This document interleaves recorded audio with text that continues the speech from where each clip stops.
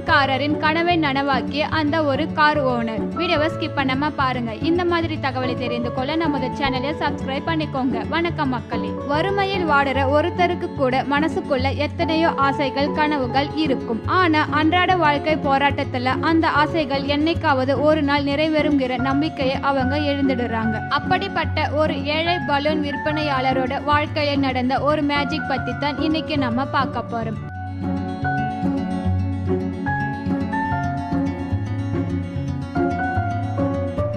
ஒரு கையில தன் பிஞ்சு குழந்தையை ஏந்திக்கிட்டு மறு கையில பலூன்களை வித்துட்டு இருந்த ஒரு இளைஞர் அங்க வந்து நின்ன ஒரு அழகான ஆடம்பர காரை பார்க்கிறாரு. அந்த காரோட அழகும் மினுமினுப்பும் அவரை அப்படியே கவருது. தன் குழந்தைக்கும் அந்த காரை காட்டி ஆசைப்படுறாரு. ஒரு சின்ன ஞாபகார்த்தமா தன் மொபைல் போன்ல அந்த காருக்கு முன்னாடி நின்னு ஒரு செல்ஃபி எடுக்க முயற்சி செய்யறாரு.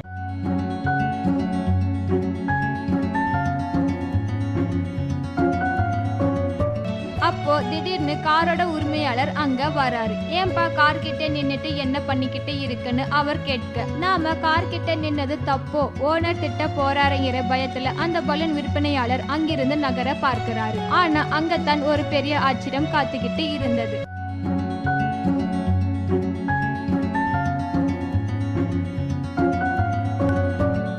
கார் உரிமையாளர் அவரை திட்டல, மாறாக அன்போடு கூப்பிடுறாரு. அந்த பலூன் விற்பனையாளரை தடுத்து நிறுத்தி அவரை தன் காருக்கு முன்னாடி நிற்க வச்சு ஒரு முறையான போட்டோ எடுத்து தராரு. அதோட நிக்காம அந்த ஏழை தந்தையையும் குழந்தையும் ராஜ மரியாதை கொடுத்து காருக்குள்ள உட்கார வச்சு ஒரு சின்ன டிரைவ் கூட்டிக்கிட்டு போறாங்க.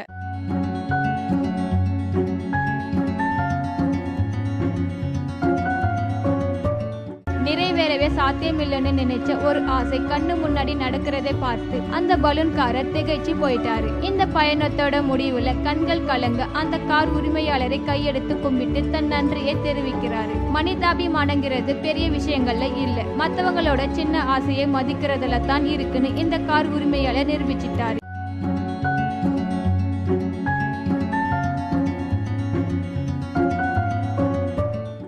இவரோட இந்த செயல் இணையத்துல பயங்கரமா வைரல் ஆகிட்டு இருக்கு. நிஜமாவே இந்த கார் ஓனரோட மனசு தங்கம் இல்லையா? இந்த வீடியோவை பத்தி நீங்க என்ன நினைக்கிறீங்க? மறக்காம காமெண்ட்ல சொல்லுங்க. இதே மாதிரி நெகிழ்ச்சியான செய்திகளுக்கு நமது சேனலை சப்ஸ்கிரைப் பண்ணிக்கோங்க. அடுத்த ஒரு வீடியோவில் சந்திப்போம். நன்றி.